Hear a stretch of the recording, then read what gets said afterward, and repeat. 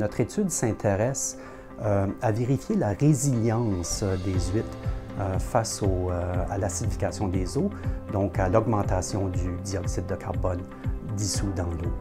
Nous collaborons avec une firme ostréicole, l'étang Ruisseau Bar. Donc, elle nous fournit avant tout une expertise scientifique, puis aussi elle fournit des installations expérimentales dans lesquelles nous pouvons monter une expérience pour vérifier l'hypothèse de base.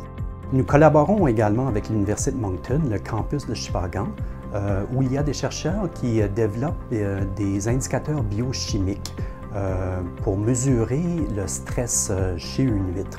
Donc, lorsqu'on regarde une huître, c'est un peu difficile de voir si elle est stressée ou non.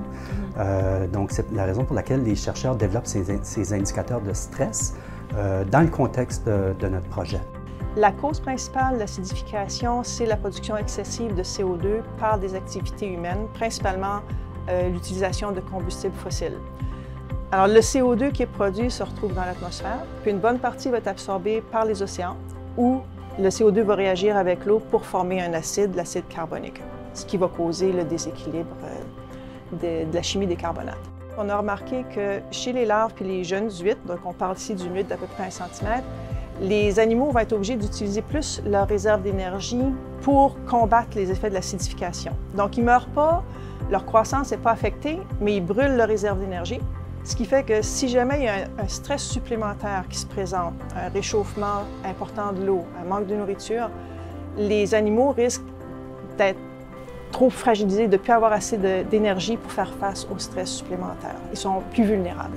L'industrie de l'aquaculture, spécialement la culture des mollusques, c'est une industrie assez nouvelle qui prend beaucoup d'essor dans la région, qui opère surtout dans des petites communautés rurales. Les huîtres, c'est un animal qu'on élève finalement à la merci de la nature. On ne les nourrit pas, ils se nourrissent de ce qui est dans l'eau. La viabilité de notre production est étroitement liée finalement à l'environnement. On parle d'une production d'environ 30 millions d'huîtres par année qui donne une valeur marchande un petit peu plus que 12 millions de dollars par année, puis qui emploie environ 300 à 400 employés. On espère vraiment avec cette étude ici de vraiment apprendre comment notre huître va réagir à ces changements-là.